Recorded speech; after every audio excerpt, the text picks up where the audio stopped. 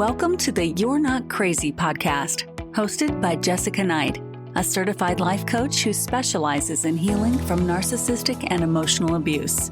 This podcast is intended to help you identify manipulative and abusive behavior, set boundaries with yourself and others, and heal the relationship with yourself so you can learn to love in a healthy way. You can connect with Jessica and find additional resources, content, and coaching at emotionalabusecoach.com. Hello, and thank you for being here. Before we dive in, I want to go through the fine print and share how we can work together. Because healing from this kind of pain takes a lot more than time. It takes the right kind of support.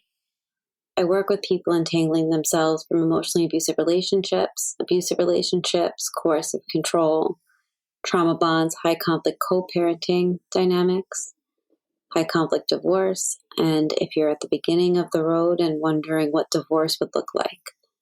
I offer one-on-one coaching at every stage. If you're still in the relationship, if you're unsure if it's abuse, if you know it's abuse but you're having trouble understanding what that looks like, or what to do with it, I can help you name what's happening, start setting boundaries that work for you, and figure out what you need. If you're thinking about leaving, we'll explore what that might look like in a grounded and personalized way.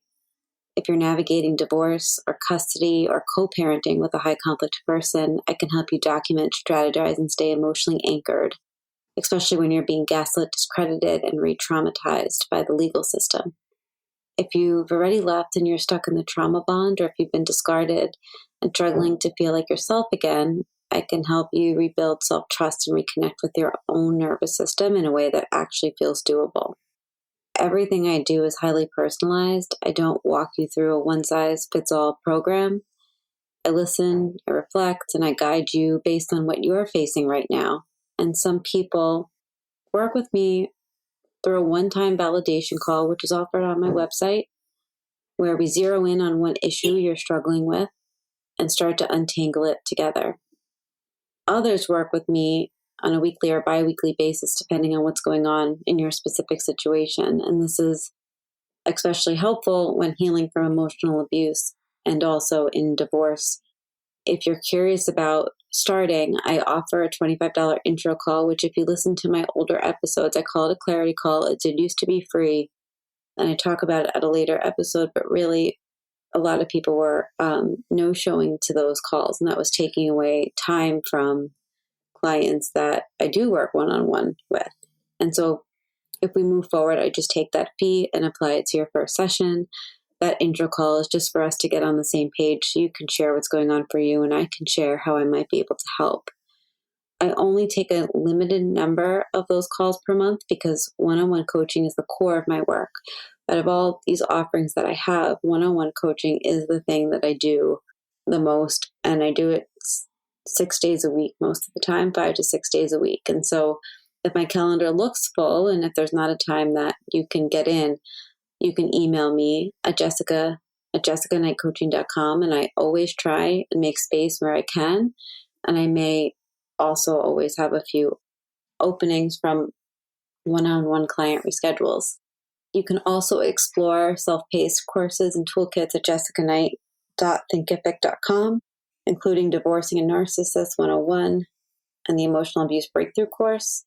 I have a documentation course and my new signature program, Unhooked, which is a private podcast and course that walks you through the full cycle of abuse, helps you map it in your relationship and how to break it and how to begin to see what it really is that you're going through. If you want ongoing support in a more flexible way, you could always check out my Substack at jessicaknight.substack.com. Each month I focus on a different theme, from trauma bonding to divorce to cluster B to sexual coercion to emotional abuse to toxic breakups. Those are just some from this year. Paid members get access to monthly deep dives, master classes, Q&As, strategy kits, and I'm working on some more group options. There is also a free option and a monthly option. So please head over to Substack. The link is in my show notes. You also can just search Jessica Knight Coaching and I'll come up. Everything that I create is meant to help. My coaching, my writing, my courses, this podcast, it's built around the one truth that you're not crazy. You are conditioned to doubt your reality, and we want to help you change that and understand what you're going through. If you like this podcast, the best thing that you can do is subscribe and rate the episode 5 stars. You can find me on my websites, emotionalabusecoach.com and high-conflict divorcecoaching.com. All of the offerings that I just mentioned are also in the show notes below. Now let's get to the episode. This is episode 200 of this podcast, and I am really so grateful to have you here with me.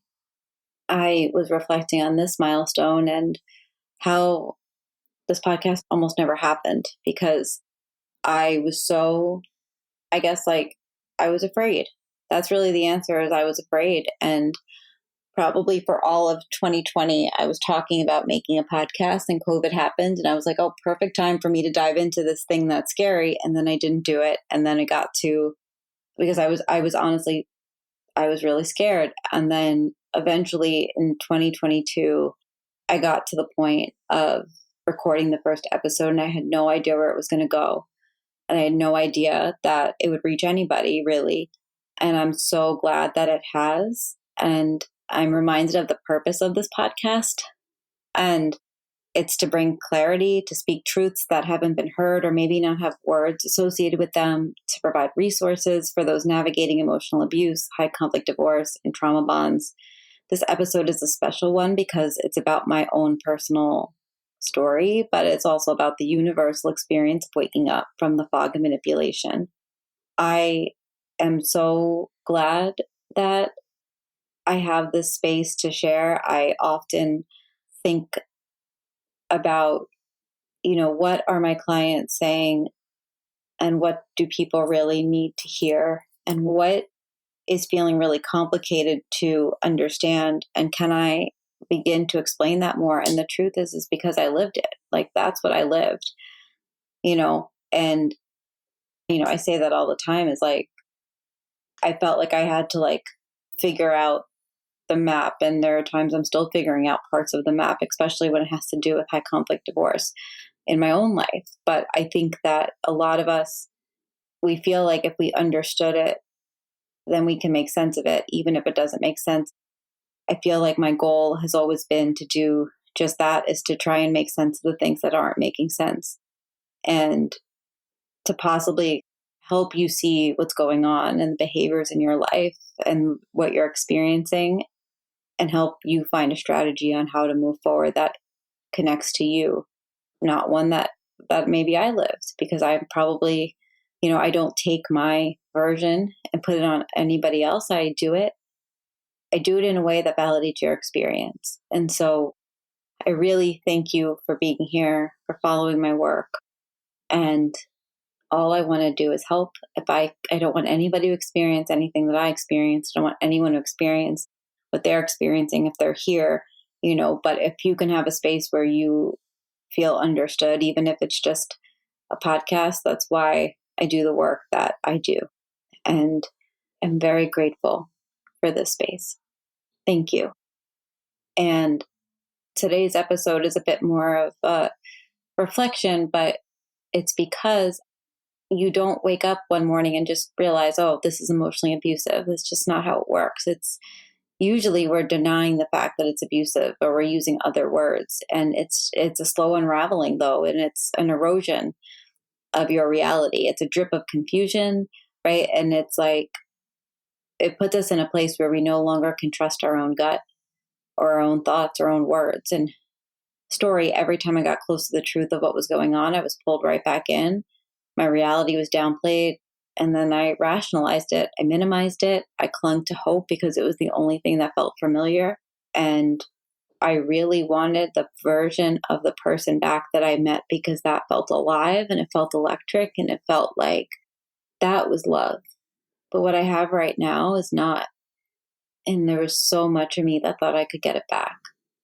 And emotional abuse rarely ever begins with people being cruel from the jump. It begins with intensity, with charm, connection, and the kind that makes you believe you finally found someone who sees you in a way that nobody else ever has. By the time you realize you're drowning, you've been in the water so long you no longer remember what breathing even feels like. And I always call it this, but it's like the manipulation I didn't see until I did. And I know that that's like a silly sentence, but it's like literally, I didn't see it, and then I did. And then I couldn't unsee it. And I'm someone that once I see it, I can't unsee it.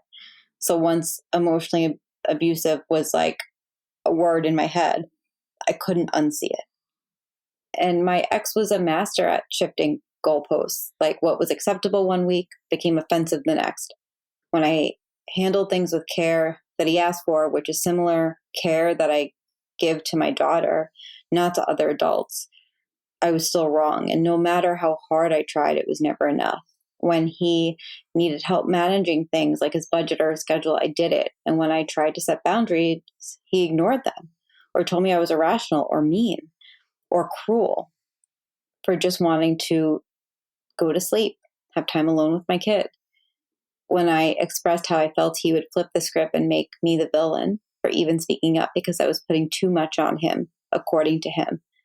Or don't you know I had a lot to do today? It's like, do you realize I had a day as well?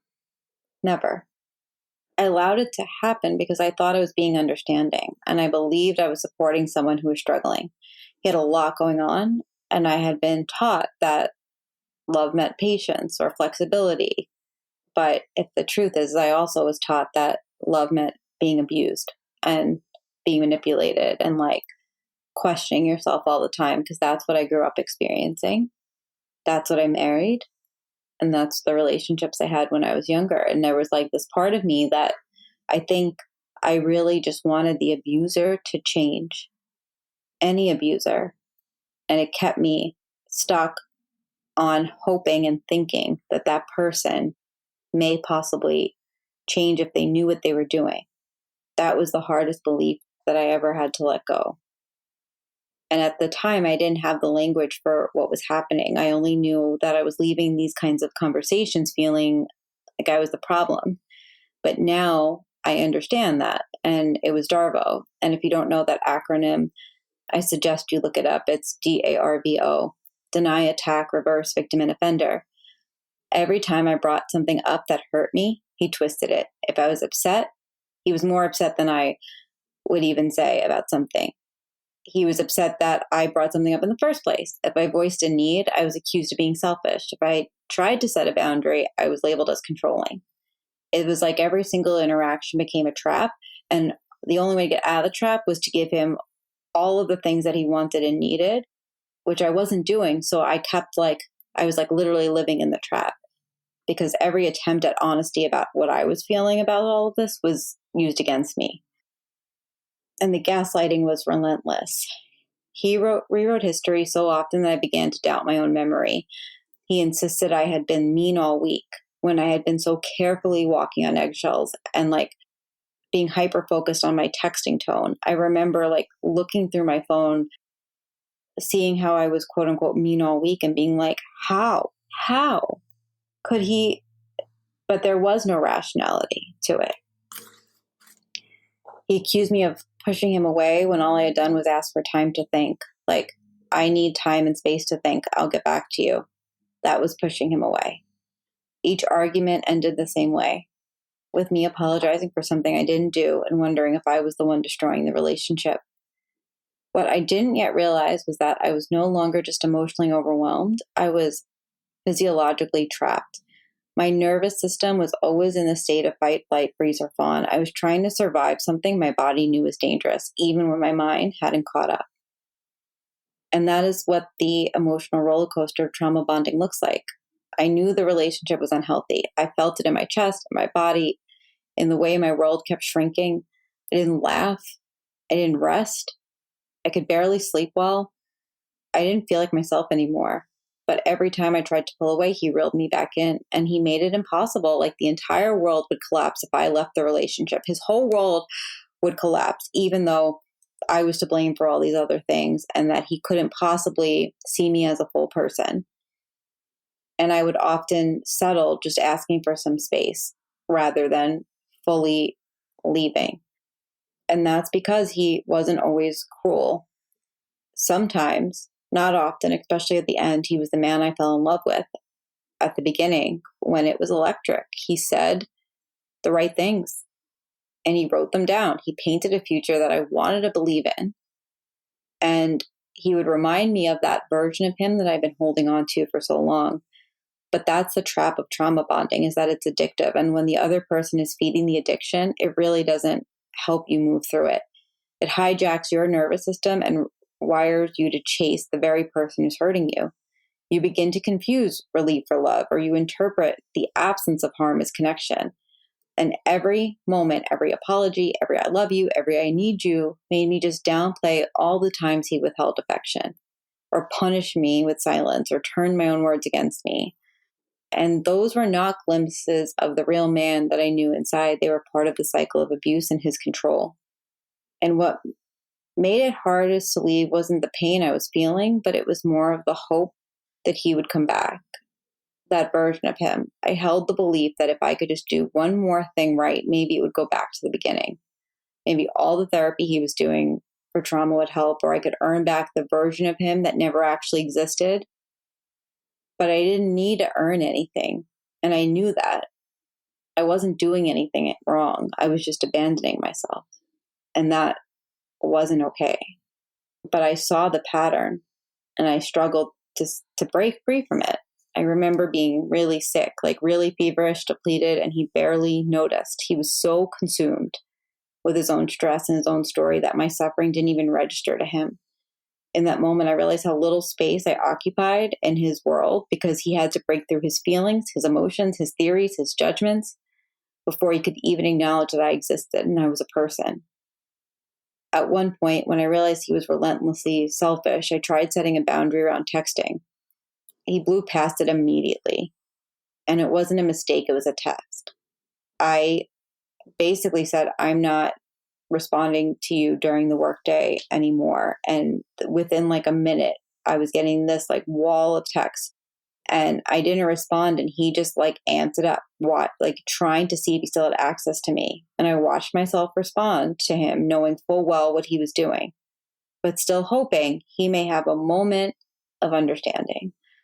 He often walked into my space without asking. That drove me nuts. He took what he wanted without warning. I knew this was a bit of an intimidation tactic, but even I didn't want to call it out at the time, because he was making it clear that my space was only mine if he allowed it to be. And instead of supporting me, he always made it about his own hurt, right? Like my independence was about his hurt. And there was a moment where something shifted with me, that he wasn't just neglecting my needs and letting me just like do the things I wanted to do for me. He was sabotaging my ability to exist outside of him. When I wanted to go to the gym, he would pick a fight right before, and then I'd just start leaving, and he would just start calling and calling and calling. Even with all of this, I stayed way longer than I want to admit even now. But the shame had convinced me that I had failed. It was like this voice in my head that told me I should have seen it sooner. But the shame was part of the trap, and I felt like he was relying on it in a way. They know, abusers know, that if we carry enough guilt, we'll keep ourselves small, and then we'll stay. And for so long, I just tried to make sense of his behavior. I wanted to understand it and fix it, and I wanted him to work on his own trauma. Eventually, I had to accept that he wasn't confused, he wasn't unaware, he wasn't broken, but a lot of this was deliberate.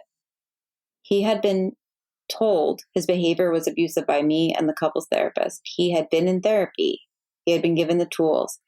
He had been offered clarity, and he still chose to harm me because he couldn't get out of his own way, over and over again. He didn't lack the capacity to change either, to be honest. I've watched him change a lot. He lacked the desire to let go of the control of this image of that he is the victim of everybody else's reality. That was more important to him than loving me in a healthy way. And recognizing the abuse was one thing, and actually it was probably the most helpful to get me to acting on it, but acting on it was much harder. And So I started documenting everything, each boundary, violation, every conversation, each pattern I had normalized. I stopped trying to win any arguments at all, or to be heard, or to be understood. I stopped trying to explain the harm back. I stopped believing he was going to change at all. And that was the hardest part. But I literally told myself every day, this person is not going to change. And when I finally left, he did exactly what I expected. He begged, he promised, he performed remorse. And when that didn't work, he escalated, because that's what they do when they lose control.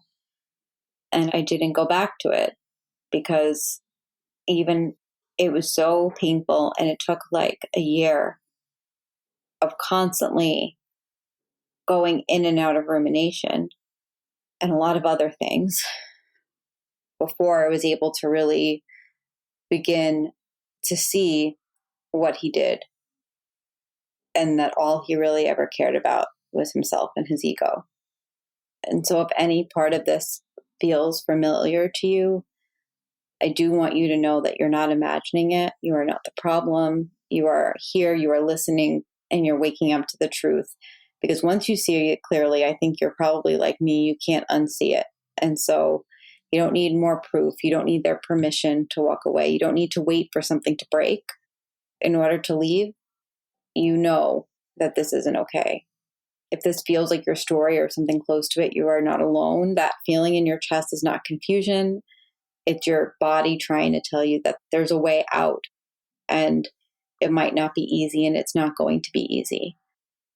If you need help navigating the trauma bond, high conflict divorce, or emotional abuse, I am here. I work with survivors every day to help rebuild their lives, come back to themselves, and understand what they're going through. I appreciate so much you being here. I know this episode is a bit different than my others, but my hope in it is that you may see yourself in this story and in this processing. And I hope that that's validating enough for you to continue to look at what you're seeing. There's no time frame. Healing isn't linear. But if you need support, please reach out.